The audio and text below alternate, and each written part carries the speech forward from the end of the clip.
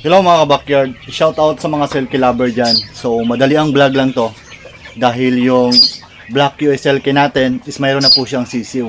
So sasabihin ko sa inyo ang dalawang ginagawa ko sa US Selkie ko na may sisiw. Mga pamamaraan ko na ginagawa sa aking mga Selkie na naka-hatch na. So wag na natin patagalin mga ka-backyard, start na tayo.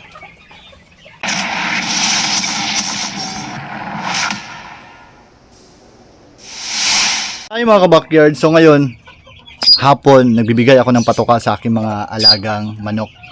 So napapansin ko ang aking US Selkie na black is mayroon na po siyang sisiw. Kaya ibabahagi ko sa inyo ngayon mga ka-backyard ang dalawa kong pamamaraan. So una, isinasama ko sila sa parents. So kasama po ang sisiw sa kanilang mama. So yan po ang unang pamamaraan na ginagawa ko dito.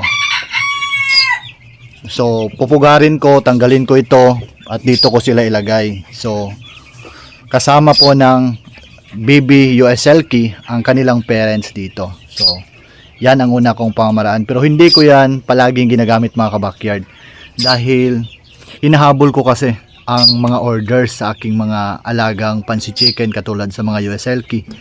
Kaya ang ginagawa ko, yung pangalawa kong pamamaraan is tinatanggal ko yung hen. At saka winawalay ko agad ang mga chicks niya para ilagay ko sa karton. So may karton na pala tayo naka-ready dito. Tapos pailawan ko sa loob ng aking bahay. After 5 days, mayroon na po tayong mga customer na gustong mag-avail dyan. So pwede na natin yung i-release. Kaya ganun ang ginagawa ko mga ka-backyard para hindi mahirapan ang aking mga customer pag nag-avail sila ng mga week old sa akin. Dahil sanay na po ang mga sisiw natin na US Selkie na walang parents na nag-aalaga. So kapag nag-avail sila sa akin, medyo malayo-layo ang kanilang area. So no need to worry na. Siguradong mabubuhay talaga ang mga sisiw na nakuha nila sa akin. So ngayon mga ka-backyard, tingnan natin ang mga sisiw dito. So ayan, napakaganda po ng sisiw. So batang-bata pa lang, kita na natin ang kanyang potential mga ka-backyard. Ang kanyang crest, napakakapal, at saka yung balahibo niya sa paa. So ayan, ito po ang sign na US Selkie ang ating mga sisiw na na-hatch ngayon.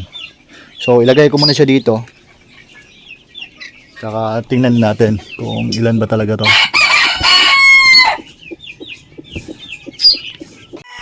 So hilahin natin to mga ka-backyard para makita nyo ng malapitan kung ilan ba talaga ang mga chicks nila ngayon.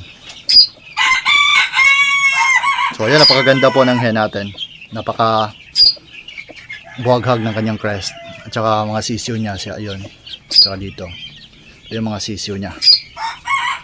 So bilangin natin mga ka-backyard. So dalawa.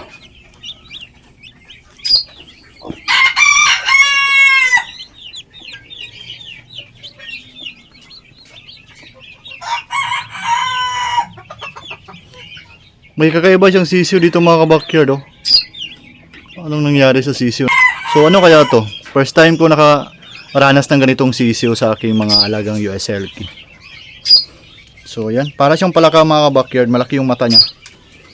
So mag-comment kayo sa baba kung nakaranas kayo ng ganitong mga sisiw sa inyong mga alagang manok. Dahil first time ko pa lang itong naranasan na ganito. So yan, maganda naman ang kanyang forma.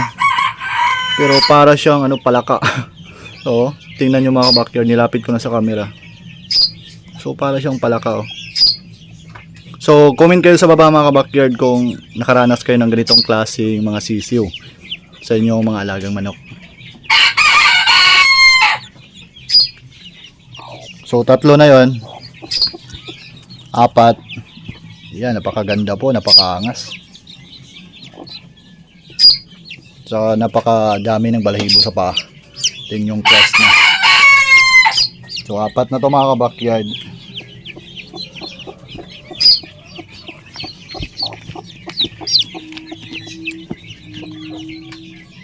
Lima. So ayan. 6.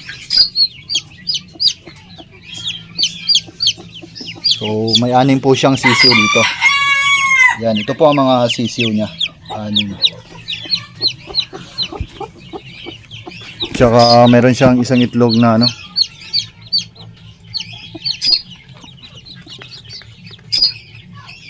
Wala na tong laman mga ka-backyard, bugok na. So 7 po ang kanyang mga itlog. Tapos ang na-hatch niyang mga sisiw is 6 po. So ayan. So ako po ang mag-aalaga dito mga ka-backyard. Dahil unang-una, bakit ko ginagawa na ako ang mag-alaga sa mga sisiw? Maliban sa hindi mahirapan ang aking mga customer, is ang inaalala ko po is yung hen. Pag once kasi pinagsama natin yung hen at saka sisiw, so matagal po makarecover ang ating mga USLK hen sa breeding. Dahil nga mag-aalaga pa siya ng sisiw ng mga 20 days o 30 days. Pagkatapos niya mag-alaga ng sisiw, iwalay natin yung sisiw sa kanya, and then mag-recover pa yung katawan niya para tumaba siya, tsaka natin ibalik sa breeding. So hindi naman tayo pwedeng mag-breeding sa ating mga alagang USLK na payat ang hen, dahil sayang po ang panahon, sayang ang pagbigay natin ng mga vitamins, pagbigay natin ng patuka, lalong-lalo na ngayon na masyadong mahal ang patuka. Kaya dapat kung mag-breeding tayo sa ating mga alagang USLK, sulitin na natin na kondisyon ang ating mga hen, ating roster na isasalang, para hindi lugi ang ating sakripisyo, pagod, vitamins, at saka yung budget natin sa breeding sa ating mga alagang selkie. So ito lang ang masasabi ko sa inyo mga ka-backyard. Ang dalawa kong ginagawa kapag nagwawalay ako ng hen, una, sinasama ko ang USLK chicks ko sa kanilang parents. So ang parents po ang mag-aalaga sa mga sisiw niya. Pangalawa, ako yung mag-aalaga sa sisiw. So katulad nito, nilalagay ko sila sa karton, ilawan ko, tapos dito ko sila alagaan ng 10 days. Pagkatapos ng 10 days, ilagay ko na sila doon sa carrier ko na may mosquitero, tapos may ilaw. So ang ginagawa kong diskarte is yung pangalawa. So kaya pangalawa ang ginagawa kong diskarte mga ka-backyard sa pag-aalaga ko ng sisiw, dahil marami po akong customers na gustong mag-avail. So dahil mahal ko ang aking mga customers, ang ginagawa ko is ako yung nag-aalaga sa mga USLK chicks natin, para pagdating sa customer natin, kapag mag-avail sila ng mga week old, day old, so hindi na sila mahirapan dahil matagal nang nawalay o nawalay ko na agad ang mga sisiw sa kanilang parents. So yun lang po ang masasabi ko sa inyo mga ka-backyard. Ang ginagawa kong diskarte is yung pangalawa. Ako yung nag-aalaga sa mga sisiw. So God bless po sa ating lahat mga ka-backyard. Dito na magtatapos ang video natin. Advance Happy New Year po sa inyong lahat.